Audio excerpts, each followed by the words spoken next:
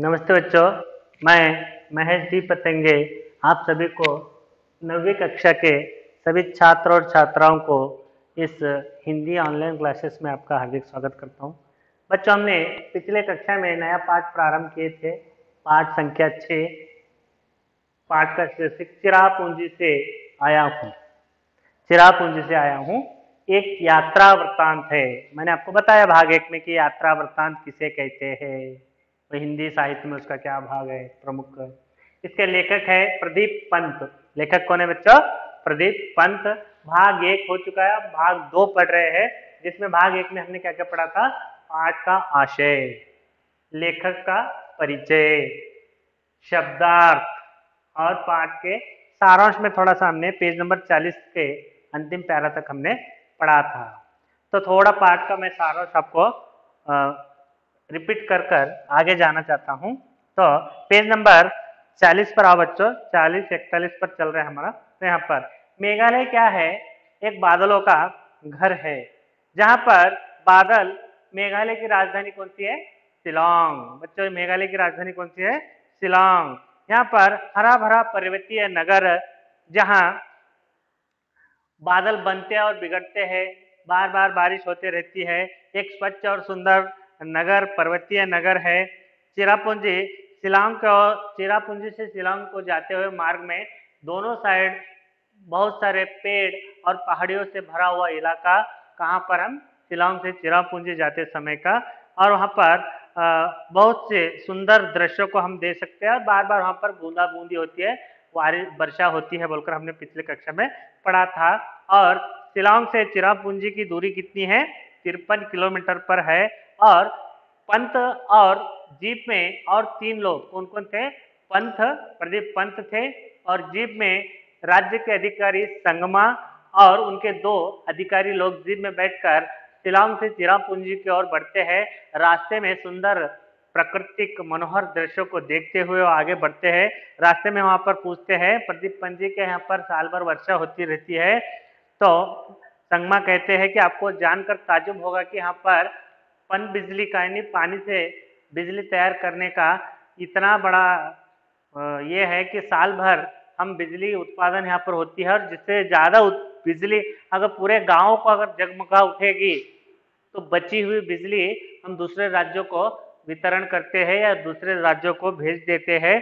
सचमुच में एक आश्चर्यजनक है कि यहाँ पर निसर्ग से कितना महत्व भरा हुआ ये चिरापुंजी है बोलकर यहाँ पर प्रदीप पंत संगमा आपस में बात करते हुए जागे जाते हैं। वहां तक हमने पढ़ा था। हम पहाड़ों को निहारते हुए, पेज नंबर 40 पर आओ बच्चों, हम पहाड़ों को निहारते हुए आगे बढ़ रहे हैं। सड़क के उस पार पहाड़ी कोहरे से घिरी हुई है। 3 पर्वतीय आंचल में बटा हुआ है मेघालय। यानी मेघालय कैसा? वो चिरापुंजी से शिलांग से चिरापुंजी की ओर जा रहे हैं। तो वहां पर रास्ते में मेघालय कितने पर्वतों के आंचलों में बटा हुआ है बोलकर बोल रहे हैं? 3 पर्वतीय आंचलों में बटा हुआ है। 3 पर्वतों पर, पहाड़ों पर मेघालय राज्य बसा हुआ है। कौन कौन से पर्वत है यहाँ पर? आपको 1 अंक या 2 अंक के लिए पूछ सकते हैं। 3 पर्वतीय आंचलों के नाम को लिखिए बोले तो आपको लिखने आना। खासी पर्वत, गारो पर्वत, जयंतिया पर्वत। कौन कौन से बच्चों? खासी, गारो, जयंतिया पर्वत। इन तीनों पर्वतों के आंचलों पर बसा हुआ है मेघालय। और इन्हीं 3 पर्वतीय आंचलों से बना है 5 जिले। और ये 3 पर्वतों में कितने जिले हैं? 5 जिले। मेघालय राज्य में कितने जिले हैं बोले तो आपको 5 जिले हैं। पर्वत कितने हैं? 3 हैं। 5 जिलों में बसा हुआ एक राज्य, छोटा सा राज्य है। कौन सा राज्य है वो? मेघालय। हर अंचल की अपनी अलग संस्कृति है, रीति रिवाज, पर्व, उत्सव है, लेकिन हर कहीं पारिवारिक व्यवस्था मात्र सत्तात्मक है। भूमि, धन, संपत्ति सब माँ से बेटी को ही मिलता है। तो यहाँ पर आपको थोड़ा समझने में दिक्कत होगी। यहाँ पर कुछ ऐसे शब्द है बच्चों जो आपको पढ़ने में और लिखने में दिक्कत होगी, तो तब आपको कोऑपरेटिव में लिखकर उसे प्रैक्टिस करना पड़ेगा। जैसे खासी, गारो, जयंतिया, मात्र सत्तात्मक, ऐसे कुछ शब्द है जो आगे अभी थोड़े कुछ ऐसे कठिन शब्दार्थ है जो आपको पढ़ने में और लिखने में तकलीफ हो सकते हैं तो आप उन्हें कोऑपरेटिव में लिखकर प्रैक्टिस करेंगे तो आप समझ जाएंगे। तो यहाँ पर 3 पर्वतीय अंचलों पर बसा हुआ कौन सा राज्य है? मेघालय राज्य है। तो मेघालय राज्य कितने जिले हैं? 5 जिले हैं। इन 5 जिलों में हर एक जिला, अंचल का मतलब यहाँ होता है देश के प्रांत का सीमावर्ती भाग, यानी मेघालय राज्य का सीमावर्ती भाग वहां पर तो अंचलों में बसा हुआ है, सीमावर्ती भागों में बसा हुआ है। तो यहाँ पर अलग अलग संस्कृति है, अलग अलग रीति रिवाज है, पर्व है, उत्सव है। ये तीनों एक क्या है? पर्वतीय अंचलों में बसा हुआ मेघालय राज्य है जो अपने अपने अलग अलग संस्कृति से परिचय पाते हैं। खासी जानान का अलग है, गारो का अलग है, जयंतियों का अलग अलग रीति रिवाज है, संस्कृति, कल्चर, सभ्यता, रीति रिवाज यानी परंपराएं। रीति रिवाज किसे कहते हैं बच्चों? परंपरागत से चला हुआ, पीढ़ी दर पीढ़ी से हम लेकर आए उसे हम क्या कहते हैं? रीति रिवाज कहते हैं। पर्व उत्सव जो हम त्योहार मनाते हैं ना, संक्रांति मनाते हैं, दसरा, दीपावली, ऐसे बहुत से अलग अलग पर्वों को भी वहां पर मनाया जाता है। लेकिन हर कहीं पारिवारिक व्यवस्था कौन सी है? मात्र सत्तात्मक है। कौन सी व्यवस्था है? मात्र सत्तात्मक व्यवस्था है। तो यहाँ पर आपको मात्र सत्तात्मक किसे कहते हैं तो यहाँ पर आपको बताना जरूरी है। आपने सोशियोलॉजी में पढ़ा होगा कि मात्र सत्तात्मक किसे कहते हैं, पितृ सत्तात्मक किसे कहते हैं। यानी घर का मुखिया पिता हो तो उसे पितृ सत्तात्मक कहते हैं और घर की मुखिया माँ हो तो उसे मात्र सत्तात्मक कहते हैं। तो मेघालय यानी पूर्वोत्तर भारत में ज्यादा से ज्यादा परिवार में कौन सा है? मात्र सत्तात्मक व्यवस्था है, जहाँ घर की मुखिया माता होती है। धन की, भूमि की, जायदाद की जो भी देख रेख होता है संपत्ति का, उस सभी का अधिकार किसके पास रहता है? माता ही घर की मुखिया होती है और माता के बाद उस घर की बड़ी बेटी ही उस घर की और नेक्स्ट मुखिया बनती है। तो हमारे पास ऐसा नहीं है, हमारे पास पितृ प्रधान समाज है। तो हमारे पिता घर के मुखिया होते हैं, पिता ही सभी जायदाद और धन दौलत का हिसाब रखते हैं। पिता के बाद घर का बड़ा बेटा वो अधिकार लेता है। तो हमारा जो पितृ सत्तात्मक है उसका विरुद्ध अपोजिट में क्या है? मात्र सत्तात्मक व्यवस्था है। भारत में ऐसे कई राज्यों में भी ऐसी सत्तात्मक मात्र सत्तात्मक पाई जाती है जो पूर्वोत्तर भारत में हम देख सकते हैं। तो समझ में आया बच्चों? पितृ सत्तात्मक किसे कहते हैं और मात्र सत्तात्मक हमारे साइड में कौन सा है? पितृ, यानी पिता ही हमारे घर का अधिकारी होता है, घर के सारी जवाबदारी को पिता ले निभाता है। तो वहां पर पूर्वोत्तर भारत में मेघालय में क्या है? माता ही घर की मुखिया होती है, सभी जिम्मेदारियों को माता ही निभाती है। माता के बाद घर की बड़ी बेटी ही सभी जिम्मेदारियों को निभा कर ली जाती है। इसे मात्र सत्तात्मक कहा जाता है। लेकिन हर कहीं पारिवारिक व्यवस्था मात्र सत्तात्मक है। भूमि, धन, संपत्ति सब माँ से बेटी को मिलती है। आगे देखो बच्चों, स्त्री का यह वर्चस्व, वर्चस्व का मतलब होता है अधिपत्य या प्राबल्य, अधिकार होता है। स्त्री का अधिकार या प्राबल्य होता है। यह एहसास गुवाहाटी से मेघालय की सीमा में घुसने के साथ ही होने लगती है। जैसे मैंने बताया पूर्वोत्तर राज्य में कौन कौन से राज्य है, 8 राज्यों के नाम बताए, उसमें वहां पर मेघालय और गुवाहाटी वहीं पर समीप, गुवाहाटी से मेघालय में घुसते समय यानी प्रवेश करते समय वहां पर हमें मालूम होता है बोलकर यहाँ पर प्रदीप पंत और संगमा आपस में बात कर रहे हैं। तमाम दुकानों पर स्त्रियां सौदा बेचती और बेहिचक बतियाती दिखाई देती है। यानी वहां पर मात्र सत्तात्मक परिवार ज्यादा रहने से वहां पे सभी दुकानों पर माताएं, स्त्रियां अपने सामान को, जैसे सामान कपड़े का दुकान हो या फलों की दुकान हो या किराना स्टोर हो या होटल जो भी हो, वहां सभी महिलाएं, स्त्रियां ही काम करती दिखाई देती है। जहां पर मात्र सत्तात्मक अधिकार है वहां पर स्त्रियों के हाथों में ये सभी अधिकार पाया जाता है और तमाम दुकानों में भी स्त्रियों को पाया जाता है और बेहिचक बिना संकोच वो व्यापार लेन देन करते हुए वहां पर दिखाई देती है बोलकर कौन बता रहे हैं? यहाँ पर प्रदीप पंत अपनी यात्रा वृत्तांत में हमें बता रहे हैं बच्चों। आगे देखो, शिलांग में भी उन्हें दुकानों पर बैठा देखा जा सकता है।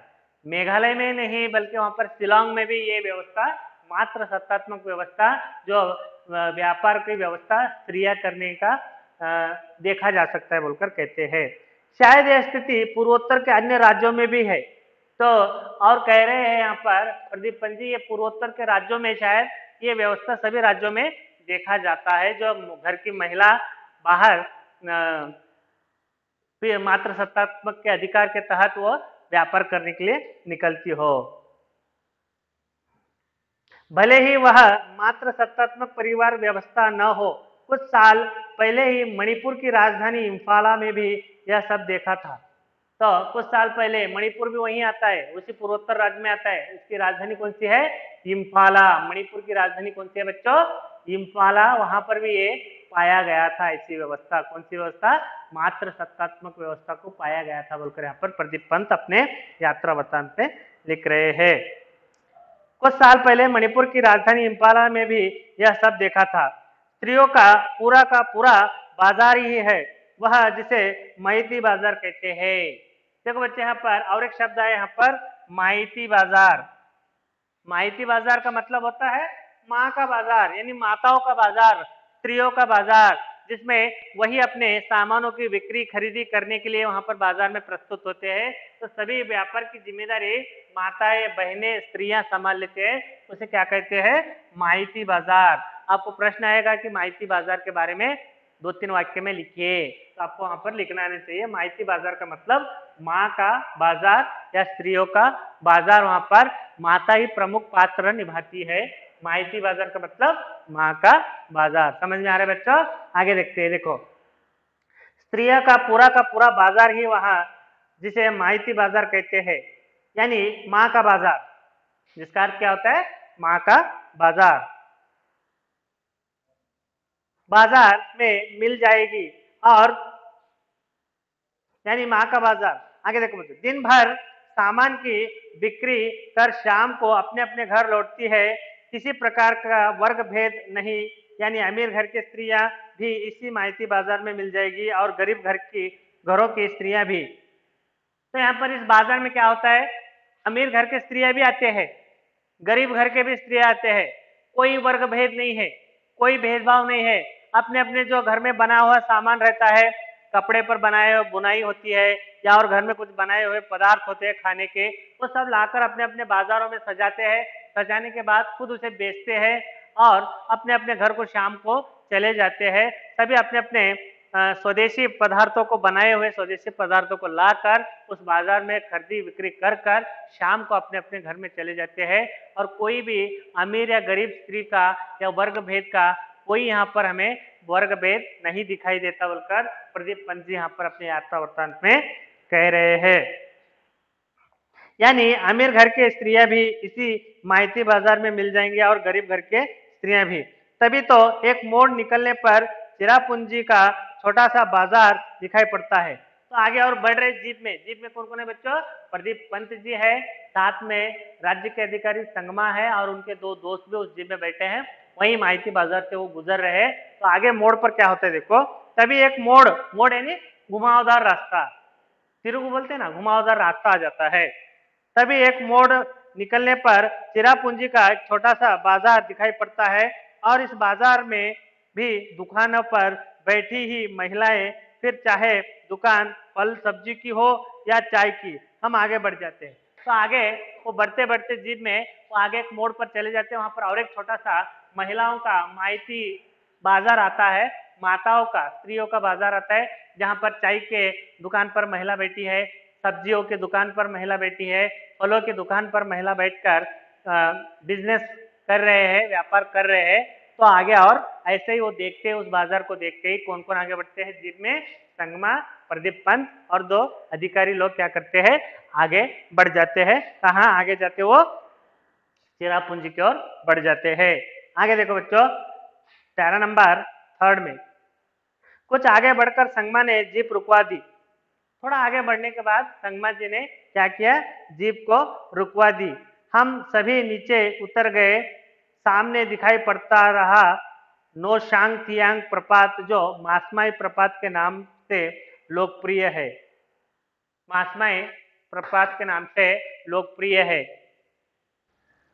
तो स्त्रियों के बाजार से प्रदीप पंत जी आगे जीप ले जाते हैं। तो आगे क्या देखते हैं? आगे जाकर थोड़े दूर पर संगमा जी क्या करते हैं? अपनी जीप रुका देते हैं। कुछ आगे बढ़कर संगमा ने जीप रुकवा दी। हम सभी नीचे उतर गए, सभी लोग नहीं, चारों लोग जो जीप में बैठे थे उतर गए नीचे। सामने दिखाई पड़ रहा है नो शांग तिहांग प्रपात, जो मासमाई प्रपात के नाम से लोकप्रिय है। तो ये और एक शब्द है जो आपको लिखने में और पढ़ने में थोड़ा सा दिक्कत होगा, इसलिए बोल रहा हूँ मैं, आप उसको कॉपीराइटिंग के जरिए लिखकर आप उसे प्रैक्टिस कर सकते हैं। नो शांग थियांग, ये क्या है? प्रपात है। प्रपात यानी जल प्रपात है, जिसे आप अंग्रेजी में वाटरफॉल्स बोलते हैं। पहाड़ियों से पानी गिरता है ना, उसे पहाड़ियों से जलधाराएं चलती है, पहाड़ियों से जलधाराएं नीचे गिरती है, उसे क्या कहते हैं? वाटरफॉल्स कहते हैं। जैसे हमारे कर्नाटक में कुछ वाटरफॉल्स है, शिवन समुद्र जो कावेरी नदी पर है, और अब्बी, गोकाक, जोग, ये जो जलपात है ना, वो क्या है? वाटरफॉल्स बोलते हैं उसे अंग्रेजी में। तो वहां पर एक नो शांग तियांग नामक का एक वाटरफॉल्स है, जो प्रपात है, वो किस नाम से प्रसिद्ध है? मासमाई प्रपात के नाम से लोकप्रिय है। आपको प्रश्न आ सकता है नो शांग तियांग ये किस नाम से प्रसिद्ध है, तो वहां पर आपको मासमाई नामक प्रपात से लोकप्रिय है बोलकर लिखने आना चाहिए, नो शांग तियांग। ऊंचे पहाड़ियों से सैकड़ों फुट नीचे पानी लगातार बेरोक टोक गिर रहा था, यानी सैकड़ों, वहां पर क्या दिया बच्चों? ऊंचे पहाड़ियों से, जैसे मैंने बताया ऊंचे पहाड़ियों से पानी गिर रहा है। कैसे गिर रहा है? सैकड़ों फुट नीचे, सैकड़ों फुट नीचे वो पानी गिर रहा है लगातार, बेरोक टोक नहीं, उसमें कोई रुकावट नहीं, उस पानी को गिर रहा है, ऊपर से नीचे गिर रहा है, तो कोई रोक टोक नहीं है, पानी ऊपर से नीचे लगातार गिरता जा रहा है बोलकर यहाँ पर प्रदीप पंजी देख रहे हैं। वह देखिए सामने रहा बांग्लादेश, यानी उस मेघालय में मेघालय के उस नो शांग तिहांग जलप्रपात को देखते देखते सामने की ओर देखा तो क्या दिख रहा है हमें? बांग्लादेश दिख रहा है, जो हमारा पड़ोसी देश है, जो बांग्लादेश की सीमाएं हमें दिख रही है बोलकर बताते हैं। वह देखिए सामने रहा बांग्लादेश। संगमा के साथियों ने में से एक कहता है, अभी अभी जीप से उतरे थे, हल्की धूप थी और अभी क्षण भर बाद ही बादल घिरे और हल्की हल्की वर्षा होने लगी। तो वहां पर संगमा को कहते हैं कि देखिए सामने क्या दिख रहा है? बांग्लादेश की सीमाएं दिख रही है, बांग्लादेश हमें दिख रहा है, जो हमारा पड़ोसी देश है। बोलते हैं उसी में जो जीप में 4 लोग आते हैं, 2 अधिकारी रहते हैं, उसमें से एक कहता है कि अभी जब हमने जीप में से उतरी तो हल्की हल्की धूप थी, अब अभी के अभी बादल उमड़ आए और वर्षा, हल्की हल्की वर्षा होने लगी बोलकर वो अधिकारी कहते हैं। मैं संगमा को के आगे अपना पुराना सवाल दोहराता हूं, और वो संगमा को, जो अधिकारी रहते हैं श्री संगमा को, प्रदीप पंजी एक सवाल जो पहले पूछ चुके थे कि साल भर यहाँ पर वर्षा होती है, वही प्रश्न फिर से वो रिपीट कर रहे हैं। क्या कहते देखो, मैं संगमा के आगे अपना पुराना सवाल यानी पहले पूछ चुके हैं दोहराते हुए, क्या साल भर यहाँ वर्षा होती रहती है? संगमा हंसते हुए कहते हैं, पंत साहब ये चिरापुंजी है। तो प्रदीप पंजी वही सवाल को फिर रिपीट करते हैं, क्या साल भर यहाँ वर्षा होती रहती है? तब संगमा हंसते हुए कहते हैं, पंत साहब ये क्या है? चिरापुंजी है, यहाँ पर साल भर वर्षा होती रहती है बोलकर हंसते हुए उसका उत्तर दे देते हैं। आगे देखो बच्चों, यहाँ पर लास्ट पैरा पेज नंबर 41 पर, हाँ, ख्याल आया यह चिरापुंजी है, समुद्र की सतह से कई 1300 मीटर ऊपर, जो विश्व में सबसे अधिक वर्षा वाला स्थान है के लिए प्रसिद्ध है। हम लोग कभी कल कल छल छल करती प्रपातों को निहारते रहे, कभी पानी से घिरे बांग्लादेश के भूभाग को। तो उनको ख्याल आया कि ये चिरापुंजी है, यहाँ पर विश्व में सबसे ज्यादा वर्षा होने का प्रदेश है, और यहाँ पर ख्याल आया कि यह चिरापुंजी है। समुद्र की सतह से कोई 1300 मीटर, समुद्र की सतह यानी ऊपरी भाग, सतह का मतलब पहाड़ी का ऊपरी भाग, ऊपर का भाग, सतह से ऊपरी भाग कितने किलोमीटर, कितने मीटर का है? यहाँ पर किलोमीटर नहीं बच्चों, मीटर के हिसाब से। तो 1300 मीटर ऊपर है, कितना? 1300 मीटर ऊपर है, किलोमीटर नहीं मीटर है। तो ख्याल आया यह चिरापुंजी है, समुद्र की सतह से यानी नीचे से ऊपरी भाग कितना फासला है? 1300 मीटर ऊपर, जो विश्व में सबसे अधिक वर्षा वाला स्थान है के लिए प्रसिद्ध है। विश्व में सबसे ज्यादा वर्षा गिरने का प्रदेश कौन सा है? चिरापुंजी है। कितना 1300 मीटर ऊपर स्थान पर स्थित है बोलकर यहाँ पर बात करते हैं। हम लोग कभी कल कल छल छल करते प्रपातों को निहारते रहे।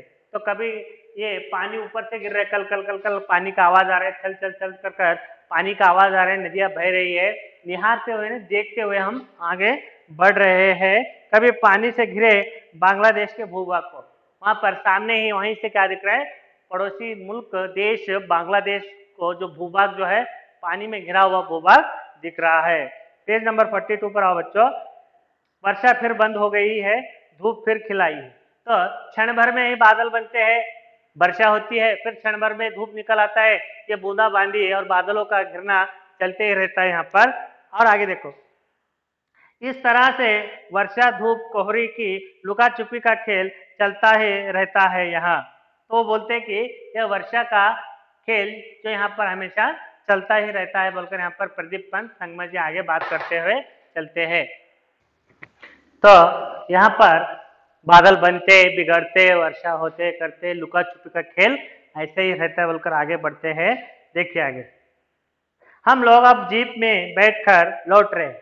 चिरापुंजी से प्रदीप पंत, संगमा और उनके 2 अधिकारी लोग वापस शिलांग की ओर निकल रहे हैं। संगमा रास्ते में खासी, जयंतिया और गारो पहाड़ियों के लोगों के बारे में बताने लगते हैं। तो रास्ते में जब वापस संगमा, प्रदीप पंत और 2 अधिकारी वहां पर नोशांगतियांग प्रपात, मासमई जलप्रपात देखकर वहां से वापस निकल रहे थे, तो रास्ते में उन्हें 3 पर्वतीय आंचलों के नाम जैसे बताया मैंने, गारो पर्वत, जयंतिया पर्वत और एक कौन सा, खासी, इन तीनों पर्वतीय पहाड़ीय संस्कृति के बारे में, सभ्यता के बारे में संगमा प्रदीप पंत को जानकारी दे रहे हैं। रास्ते में क्या क्या दे रहे, देखो, हम लोग अब जीप में बैठकर लौट रहे हैं। संगमा रास्ते में खासी, जयंतिया और गारो पहाड़ियों के लोगों के बारे में बताने लगते हैं। वे कहते हैं खासियों को यह सम्मान की दृष्टि से देखा जाता है। 3 जो समुदाय के लोग हैं वहां पर, गारो, जयंतिया और खासी, तो यहाँ पर सबसे ज्यादा खासी समुदाय जो है उन्हें सम्मान की दृष्टि से, इज्जत की दृष्टि से देखा जाता है बोलकर यहाँ पर संगमा प्रदीप पंत को बता रहे हैं। करीब 6 लाख गारो लोगों की मातृभूमि है। गारो पर्वतीय मालाएं हैं। 6 लाख गारो समुदाय के लोग हैं वहां पर। कितने?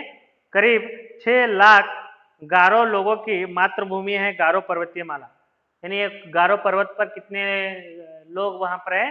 करीबन 6 लाख गारो जाति के लोग वहां पर उस पर्वत पर वास करते हैं बोलकर प्रदीप पंत को संगमा जी बता रहे हैं। यह माना जाता है कि गारो समूह बोडो जाति का अंग माना जाता है। यहाँ पर गारो समूह को किस अंग को माना जाता है? बोडो जाति का एक अंग माना जाता है, पार्ट माना जाता है, भाग माना जाता है। बोडो जाति का ही एक भाग किसे माना जाता है? गारो समूह को माना जाता है बोलकर यहाँ पर प्रदीप पंत को संगमा रास्ते में जीप में जाते हुए बता रहे हैं। बच्चों आगे और 1-2 नाम ऐसे हैं जहां आपको मैं बताया कि उच्चारण करना और लिखने में आपको थोड़ा सा कठिनाई होता है, आपको प्रैक्टिस करनी पड़ेगी। नोंगक्रेम खासियों की प्रमुख नृत्य है। जयंतिया पहाड़ियों के उत्सव का नाम है बेहड़न कला। यहाँ पर देखो बच्चों, नोंगक्रेम ये क्या है?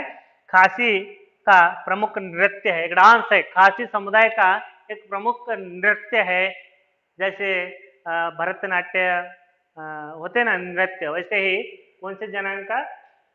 खासियों का एक प्रमुख नृत्य है। कौन सा है? नोंगक्रेम। ये खासी जनांग का एक प्रमुख नृत्य है। और बेहड़न कलाम जो है, बेहड़न कलाम जो है जयंतिया पहाड़ियों का एक उत्सव है। उत्सव का मतलब त्योहार है, एक त्योहार है। तो आपको कंफ्यूज करने जैसा है तो एक बार स्पष्ट बता रहा हूं, नोंगक्रेम जो है खासियों का प्रमुख नृत्य यानी डांस है। बेहड़न कलाम जो है जयंतिया पहाड़ियों का एक प्रमुख उत्सव है। उत्सव का मतलब एक त्योहार है। आपको क्वेश्चन में पूछा जाए तो नोंगक्रेम क्या है या बेहड़न कलाम क्या है, तो आपको लिखने में आसानी होनी चाहिए। एक नृत्य है और एक उत्सव है, तो आपको नृत्य में उत्सव या उत्सव में नृत्य लिखकर अंक खोने की संभावना रहती है। एक बार इसे अच्छे से देख लीजिए। आपको यहाँ पर कुछ कठिनाई के शब्द है, जैसे मातृसत्तात्मक, महिती बाजार, नोशांगतियांग, मासमाई, नोंगक्रेम और बेहड़न कलाम, ऐसे कुछ प्रमुख जैसे 3 पर्वतों के नाम गारो, खासी, जयंतिया, ये सभी आपको थोड़ा सा ध्यान में रखकर पढ़ना चाहिए तो आपको आसानी होगी। तो यहाँ पर बता रहे हैं कि नृत्य कौन सा है और उत्सव कौन सा है, आपको याद रखना जरूरी है बच्चों। तो आगे बढ़ते हैं हम। आगे चलकर एक स्थान पर जीप रुकती है, तो आगे जैसे वापस आते समय एक स्थान पर जीप को रुका देते हैं। हम उतरते हैं, बगल में एक गोलाकार विशाल पत्थर है। संगमा बताते हैं यह प्राकृतिक शिवलिंग है। और रास्ते में चलते चलते वहां पर जीप को रुका देते हैं संगमा जी। रुकाने के बाद सब लोग नीचे उतरते हैं। उतर कर देखते हैं कि सामने बगल में एक गोलाकार यानी राउंड, गोलाकार यानी गोल सा, गोलाकार राउंड सा एक पत्थर है। संगमा बताते हैं यह प्राकृतिक यानी नैसर्गिक, प्राकृतिक यानी नेचुरली नैसर्गिक शिवलिंग है। एक प्रकृति से बना हुआ यानी मनुष्य से निर्माण नहीं किया हुआ, प्रकृति से बना हुआ एक शिवलिंग है बोलकर यहाँ पर संगमा प्रदीप पंत जी को बताते हैं। सचमुच यह प्रकृति का आश्चर्य है, यानी खुद ब खुद वो बना हुआ है, कोई इंसान ने उसे नहीं बनाया है। सचमुच ये प्रकृति का एक आश्चर्य है, एक अद्भुत है बोलकर पंत जी कहते हैं। और आश्चर्य तो मासमाय गांव के गुफाएं भी है। और इससे आश्चर्य और क्या है, मासमाय गांव के, एक जो गांव का नाम है मासमाय, जहाँ पर कौन सा प्रपात है, नोशांग तिहांग प्रपात है, जहाँ पर उस मासमाय गांव के गुफाओं भी एक अद्भुत है, एक आश्चर्य है। क्या है देखेंगे। एक तो गोलाकार शिवलिंग है जो प्रकृति से बना हुआ है, दूसरे गुफाएं हैं वहां पर मासमाय की। कौन सी गुफाएं देखेंगे। हमारी जीप इन गुफाओं के पास रुकती है। गुफाएं इतनी अंधेरी है कि मशाल या टॉर्च जलाए बिना उनमें प्रवेश नहीं कर सकते। गुफा यानी, गुफा किसे कहते हैं, जमीन या पहाड़ के अंदर गहरा एवं अंधेरा खड्डा होता है। जैसे हम कहानियों में सुनते हैं शेर अपनी गुफा में रहता है, तो गुफा यानी पहाड़ में एक बड़ा सा पहाड़ होता है, उस पहाड़ में छोटा सा गुफा सुरंग मार्ग होता है, जाने का रास्ता होता है। पहाड़ में अंधेरा रहता है, वहां पर ना कोई बिजली की व्यवस्था रहती है, कुछ नहीं रहता, तो हमें वहां पर टॉर्च यानी बैटरी लेकर जाना पड़ता है, नहीं तो मशाल, मशाल मैंने शब्दार्थ में आपको बताया, एक लकड़ी को कपड़े को बांधकर उसे जलाया जाता है, जो रोशनी के लिए उसका प्रयोग किया जाता है, उसे क्या कहते हैं, मशाल कहते हैं। यानी पहले जमाने में अगर बैटरी या टॉर्च नहीं होता तो उस मशाल के सहारे उस गुफा में जाने का काम करते थे, उसे हम क्या कहते हैं, मशाल। गुफाएं इतनी अंधेरी और मशाल या टॉर्च जलाए बिना उन्हें प्रवेश करना नहीं कर सकते। यानी इतना अंधेरा है कि हम अंदर प्रवेश करेंगे तो हमें कुछ नहीं दिखाई देगा, अंधेरे के सिवा कुछ नहीं दिखाई देगा। हमें रास्ता देखने के लिए या प्रकाश को रास्ते में उजाला करने के लिए हमें क्या चाहिए, टॉर्च तो चाहिए या हमें मशाल तो चाहिए। इन दोनों के बगैर हम गुफा में नहीं जा सकते बोलकर बताया जाता है। संगमा का एक साथी कहता है हमने मशाल जला ली है और हम गुफाओं के अंदर आगे बढ़ रहे हैं। तो उनमें से जो साथी रहते ना संगमा का, वो बोलता है सर हमने मशाल तैयार कर ली है, तो लकड़ी से बांधकर उसे जलाना तैयार किया है, तो इसके उजाले के सहारे हम गुफा के अंदर जाने को तैयार है बोलकर बता देता है। कौन, संगमा का एक साथी। संगमा का एक साथी कहता है कि हमने मशाल जला ली है और हमें गुफाओं में के अंदर आगे बढ़ रहे हैं। आगे गुफा के अंदर वो प्रवेश करते हैं। अगल बगल ऊपर नीचे पत्थर, क्या क्या है, गुफा में प्रवेश करते हैं तो एक तो अंधेरा है, गुफा के अंदर इधर भी पत्थर है, इधर भी पत्थर है, ऊपर भी पत्थर है, नीचे भी पत्थर, अगल बगल है, आजू बाजू ऊपर नीचे में भी सब तरफ पत्थरों से घिरा हुआ है। सदियों से ये गुफाएं इसी तरह से है और दूर, बहुत दूर तक चली गई है। हम लोग कुछ देर दूर जाकर लौट पड़ते हैं, जैसे आश्चर्य लोग से लौट रहे हो। तो कुछ देर वो उसी मशाल के सहारे उस गुफा के अंदर प्रवेश करते हैं। प्रवेश करते करते कुछ दूर तक चले जाते हैं। चले जाने के बाद आगे और वो गुफा न जाने कितनी लंबी है उसका अंदाजा भी नहीं लगा सकते। सदियों से गुफाएं ऐसे अंधेरे में बंद पड़ी है। तो कुछ दूर जाकर संगमा और उनके दो साथी और प्रदीप पंत उसी मशाल के सहारे गुफा के बाहर आते हैं, मानो कि आश्चर्य लोक से बाहर आए होंगे, ऐसा उन्हें प्रतीत होता है। तो इस प्रकार से ये पाठ यहाँ पर समाप्त होता है। चिरापुंजी से आया हूँ एक यात्रा वृत्तांत है जिसे प्रदीप पंत ने लिखा है। अपने इस मेघालय की यात्रा को उन्होंने एक कहानी के रूप में आपके सामने प्रस्तुत किया है, जो मैं आपको बता चुका हूँ। आशा करता हूँ कि ये पाठ आपको समझ में आया होगा। अगर इस पाठ पर कुछ प्रश्न या डाउट है तो मुझे बेझिझक फोन कर पूछ सकते हैं, मैं उसका उत्तर देने का प्रयत्न करूंगा। जैसे मैंने बताया कि कुछ शब्दार्थ आपको यहाँ पर पढ़ने लिखने में दिक्कत होगी तो इसे अच्छे से प्रैक्टिस कर लीजिए। फिर अगली कक्षा में मिलेंगे, तब तक के लिए धन्यवाद, नमस्ते।